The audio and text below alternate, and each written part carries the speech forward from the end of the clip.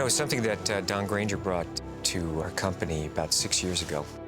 Don talked to me and said, let's get Chris on board, Chris McQuarrie, who I worked with on Valkyrie and Mission Impossible and this and other things. He brought me the book, said he'd had it for a number of years and wanted to make it into a film, asked if I would adapt it. I read the book and I fell in love with this character, his voice, his mind, and the way he lives, the way he moves around, and I decided I wanted to do it. At this time, the Jack Reacher series was heating up at Paramount, and what I mean by that is the books had become so popular that the studio basically said, you know, we have to exploit this now or never. You can start anywhere in this series, so it's not like you've got to start with the first one or whatever. It was a question of one shot, I think, came to their attention at the time. It's what grabbed their attention those years ago. And then I think they examined the whole series and came back to the conclusion, no, one shot would be a great place to start because it's got a good, meaty, solid procedural plot with plenty of twists and turns, plenty of surprises, plenty of action. And it also, for some reason that I was not really aware of at the time, but it does act as a great introduction to the character. All the character is there. All the good parts of Reacher, the interesting parts, are all in that book. How do we find this Reacher? Obviously, you don't find this guy unless he wants to be found. Excuse me, sir. There's a Jack Reacher here to see you. There was going to be controversy no matter what. You were never going to find an actor who fit the rather extreme physical characteristics as are described in the books. Can I help you? James Barr. I'm a huge fan of the Jack Reacher novels. I've read every novel at least twice. And to really sort of synthesize Jack Reacher down to just his physical size, I think does a disservice to the character. There's so much about Reacher, his dry wit, his great intelligence, his tactical mind, the way he fights, that we're capturing, I promise you, and it's very important to Chris and Tom and I to capture it directly from the novels. Any chance I could look at the evidence? No way. Not till you answer some Nice questions. meeting you. Hey, Mr. Reacher. Hey! I was actually shooting Mission, and I read the script. I was producing it, and then you just read the screenplay, and it's such an incredible character, an incredible story. I said to Chris, I said, listen, if you're interested in me, I would like to, I'd like to play it. And if, Lee Child feels we have his stamp of approval, it's something I'd love to do, but it's your decision, I mean, he's the director, and so that's kind of how it evolved. I said, otherwise, I'll just produce it. Tom sort of approached this a little bit trepidatiously. He knew Reacher's size. He knew that there would be an expectation. He knew that there would be a reaction. So while he loved the books and he knew the character, he would only do the movie if it was blessed by Lee. Don Granger and I made sort of a pilgrimage to New York before we'd ever really officially discussed casting. And we had dinner with Lee and walked him through the whole process, walked him through the realities of casting, the realities of filmmaking, and we're leading Lee carefully down the road towards this decision. And Lee knew where we were going the whole time. And he moved to the end game before we even got there. And we said, we're very concerned about how you feel about this. We're very concerned about the fans. And Lee said, he's the greatest movie star who ever lived. Why wouldn't I want him playing Jack Reacher? I could understand what people are saying if I had walked past, 24 6'5" actors who weigh 250 pounds with his talent. Action!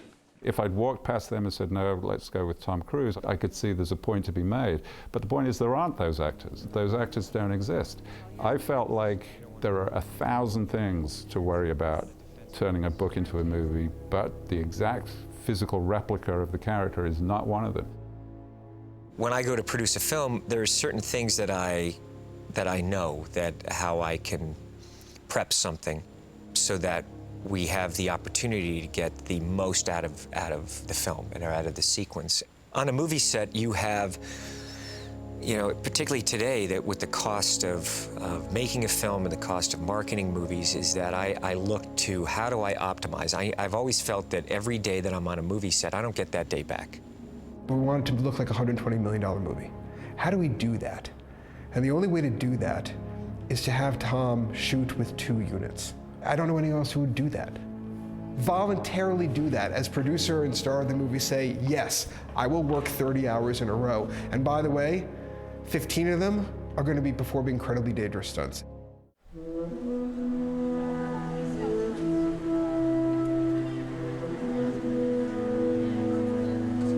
The minute guns start going off, the minute cars start crashing, the minute people start fighting, I'm at home with that. I feel great about it. I love it. I love doing it. I love planning it. And none of that really intimidates me. When I get to a place where two people have to sit down at a table and have a conversation, and that conversation has to be dramatic, and it has to move the story along, and it has to have pace, and it has to have tension, those are the hardest things. And you're really relying on great actors to elevate the work that you brought to them. And to be the writer and the director, and not have a writer to lean on, and not have a writer to blame. It's really all comes down to everybody is looking at you now and saying, well, what do we do? So why are you so hard to find? I'm impossible to find. Why is that? We could say it started out as an exercise, became an addiction.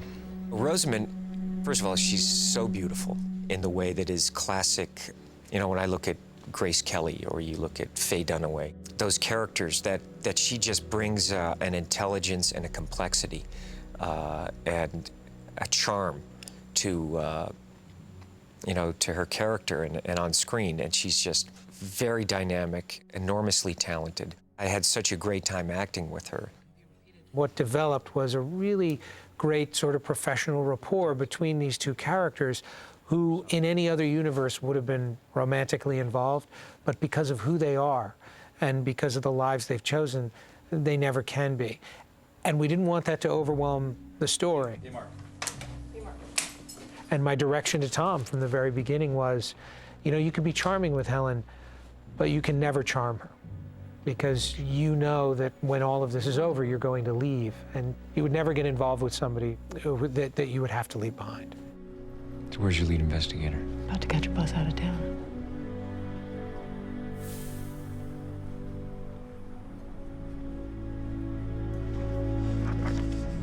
Thanks for the coffee, counselor. Well, I was interested in playing this character if he'd allow me not to make her the sort of stereotypical lawyer as seen in a lot of Hollywood fare.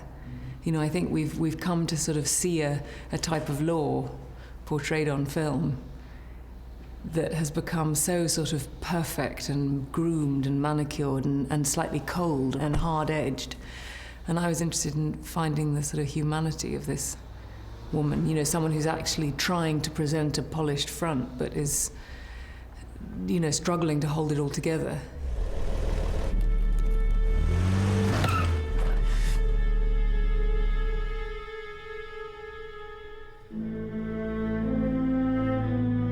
In terms of how Hollywood is going to look at Jack Reacher, unlike practically any other story, there is no character arc within a Reacher story. The guy is not different at the end. You know, he doesn't go on a journey. He doesn't learn anything because he knew it all at the beginning. He is a very smart guy, and he's constant throughout the book with very little development. So what it needed was, quite simply, it needed people that got it. You know, just that simple word, do you get the character? The biggest challenge of adapting the screenplay is how much the books spend time in Reacher's mind, really inside his head, and how he thinks, how he processes information, how he sees the world. And it was finding an interesting way to visualize that so that it wasn't always Reacher telling you exactly what he was thinking. And Lee was so fantastic and so supportive throughout. I think largely because Lee and I really clicked on what we thought was most important about this character to bring out, which was his mind. And I remember when he sent me the script, that's a very trepidatious moment. You know, you're going to read the screenplay that somebody has developed from your book. I think one of the best calls I ever got, maybe the best call, was when Lee called me after he read Chris's script and was overwhelmingly pleased. I read it. I then immediately reread it just for the pleasure of it because it was so good. And I have never done that. I've never read anything back to back twice. What I was really thrilled about the script was that obviously a lot was taken out, but nothing had been put in. What was left was my book. The spine of it was intact. even though the excess had been removed. And I'm very, very sorry. And I promise I won't bother you again.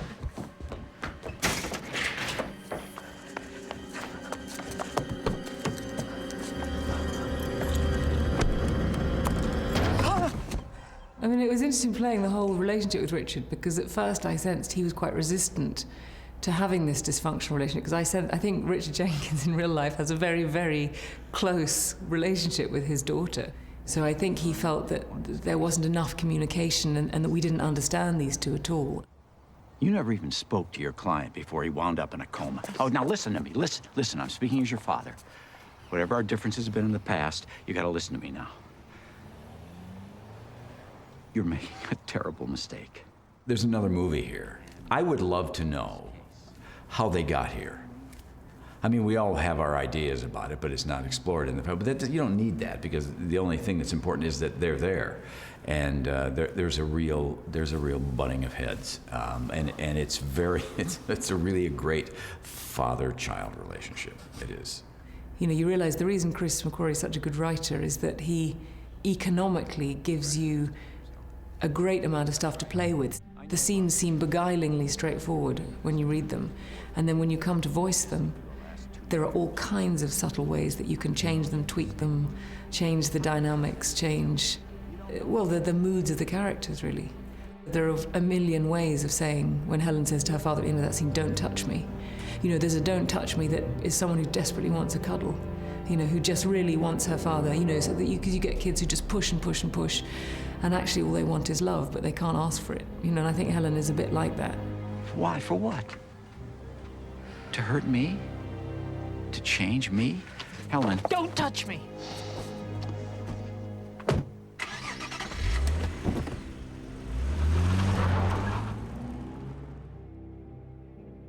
Sound speed? Hey, Mark. Ready, camera, and action. When I first sat down with Chris, something he felt very strongly about is that he wanted whoever played Emerson to be someone who felt like a sort of yang to the yin of Reacher, in a sense. Someone who you could kind of see these guys teaming up, and that possibly being a good thing, but the fact that whenever they're together, you kind of feel like there is a slight rivalry. Action. Find any holes? Didn't have to kill his dog. Other than that, damn fine police work. Open and shut. And one of the reasons he wanted me to play the part is that he felt that my energy as a person, as it were, was not a bad guy. You know, was not someone who you would go, ooh, there goes the mustache with a little twiddle.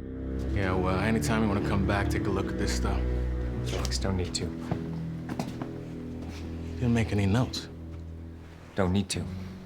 When we then got into the actual shooting of the movie, you have to see on second viewing some of what might be going through Emerson's mind, even though on the first viewing you read it as just a detective who's just trying to do a good job. On second viewing, hopefully you're reading, this is a guy who is trying to keep it together, considering the mess he has found himself in, considering he has sold his soul to the devil. He's about to fire 6 shots into a crowd of strangers, and he's worried about the meter maid? Simple loony won't do it for you? I like to have at least one alternate theory. Habit. Muscle memory. I don't think he knew he was doing it.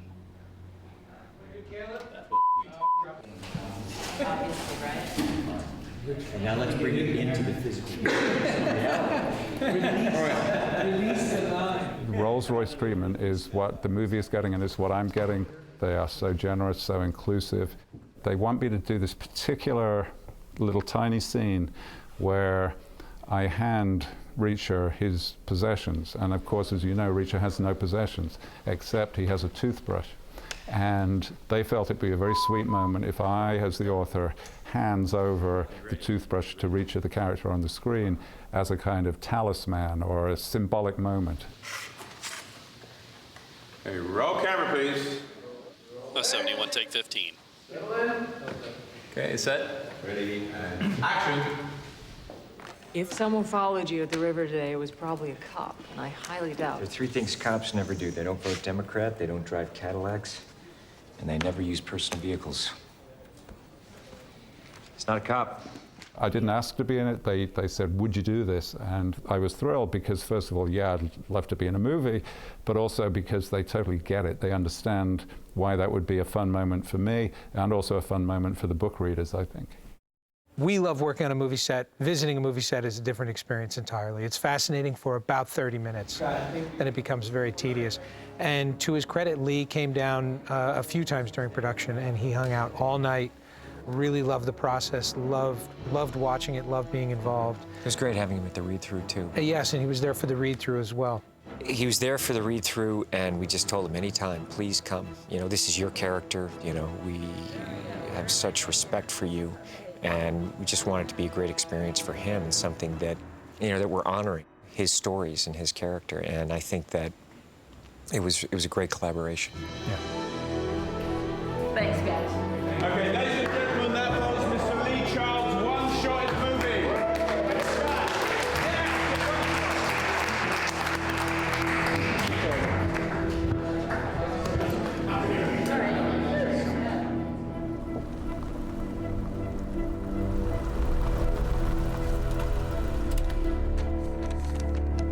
I asked Mindy Marin, my casting director, I said, I want to cast the villain with someone that is not immediately familiar to audiences. Somebody European, but somebody that's immediately going to strike a chord when you see him on screen. And she didn't hesitate. The first name out of her mouth was Werner Herzog. I made a mistake. But you can still use me. Just tell me how to fix survive. Don't say fix it, because you can't. We covered up the one mess. You made another. All right, you're right. Chris's reaction was my reaction, which is, yeah, sure, okay. Orson Welles, I mean, you know, what are you talking about? And it turned out Mindy knew that Werner was actually looking to do some acting. And he had heard about this project and the pedigree of Chris McQuarrie and Tom Cruise. And McQuarrie was beside himself and thought this would be amazing. And Werner read the script and said, yeah, absolutely, I want to do it.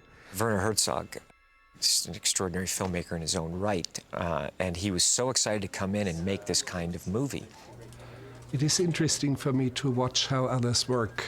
I have been in quite a few films before as an actor, and I do believe that Chris McQuarrie and Tom Cruise saw some of my performances, and they wanted to have me in the film. Apparently because I'm the one who looks dangerous before I even speak. So it comes easy to me to play a part where I'm hostile and dangerous and vile and debased and dysfunctional. I was in prison in Siberia. I spent my first winter wearing a dead man's coat, a hole in one pocket. I'd shoot these fingers off before the frostbite could turn to gangrene. And I had the feeling, yes, my accent is not Russian, it's German, but it doesn't really matter. I just speak with my accent. And I also had the feeling, and that's what I told Chris McQuarrie, I'm looking too well fed, and I said I'm gonna lose more than 20 pounds. Only now, in my last few days of shooting, I actually have lost 20, 22, 23 pounds. People ask me, yeah, what sort of diet do you use? What kind of diet? I said, the simplest diet of them all, just eat less. That's it. Just eat 1/3 of what you normally eat. I can't! Always the bullet. I don't understand.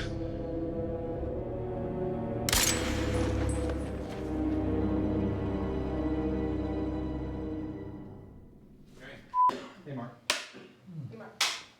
You got some fine shooters here. Yeah.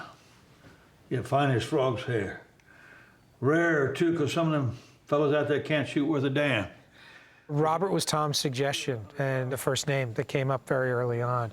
And I didn't think that was ever going to happen. I didn't think Robert Duvall was going to sign on so late in the process for what I imagine to be a smaller role. He comes very late in the movie and has only a few scenes with Tom. And much to my surprise and to the movie's benefit, Robert said he would do it. Them boys out there are awful touchy about their constitutional rights. Suppose I tell them a cop is in here asking after my members. He brought Duvall to the movie. You know, he's an icon. He's given some of the greatest performance in cinema.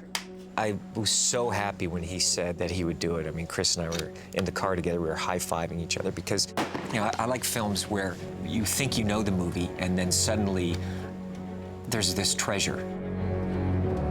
Tom, he asked that maybe I would come be a part of this, and I worked with him before. He's a terrific guy to work with, one of the best. I worked with him years ago on Days of Thunder. He can cover both roads coming and going, and kill you just as soon as you stand up. I had a bit of a bum leg. I didn't know if I could do it, but then I healed up and came up, and we've come 4 times from Virginia. It's a 4.5-hour drive. It's nice. Well, can you take him out? What, to dinner, you mean? A lot of laughs, a lot of hugs, a lot of joking around, you know, and it was good. We picked up right where we left off. It was a delight to be able to do that. And how do you propose we get him started? Well, you could always start running. We're just playing, and that's a wonderful thing to happen at the end of all those nights. It was just very exciting to have him there on set and in the movie. Cut. You don't want to fall back on that fight with the corners. Yeah. Great. Yeah. Felt good. That felt good, Bobby.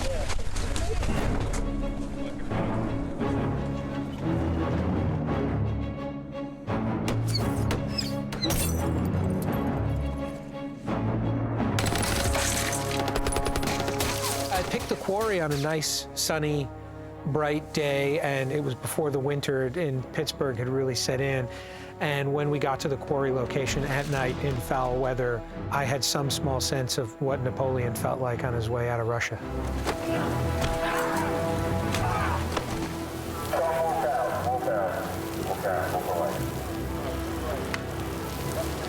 Ready and action!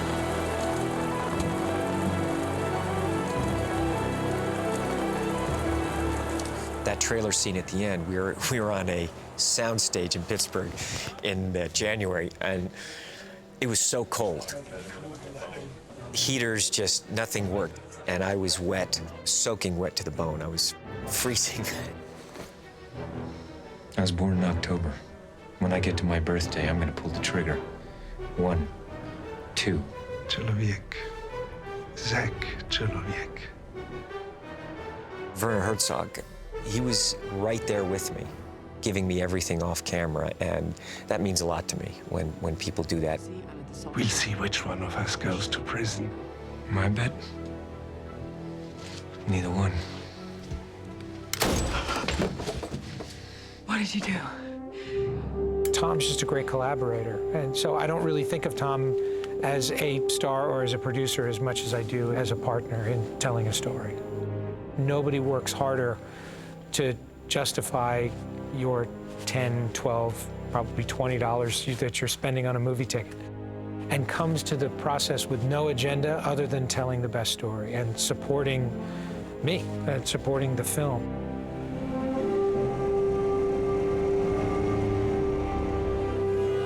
It's the kind of movie they don't make anymore. You know, it's the sort of movie I grew up watching and wanted to see again. It's a lot of fun. More fun, I think, than we even realized it was. You have something for me? Yeah. Yeah.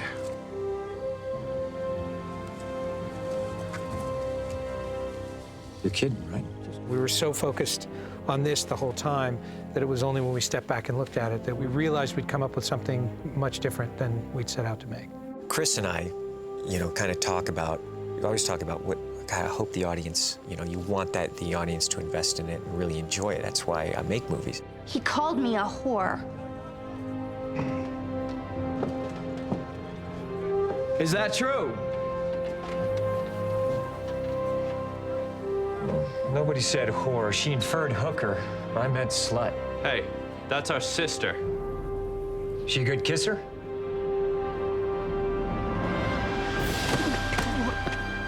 You're okay. To see an audience sit there and laugh at the things that we laughed at, but laugh even harder and find, you know, different other moments that show that they're so invested in the story. It's wonderful. It feels, you know, very good.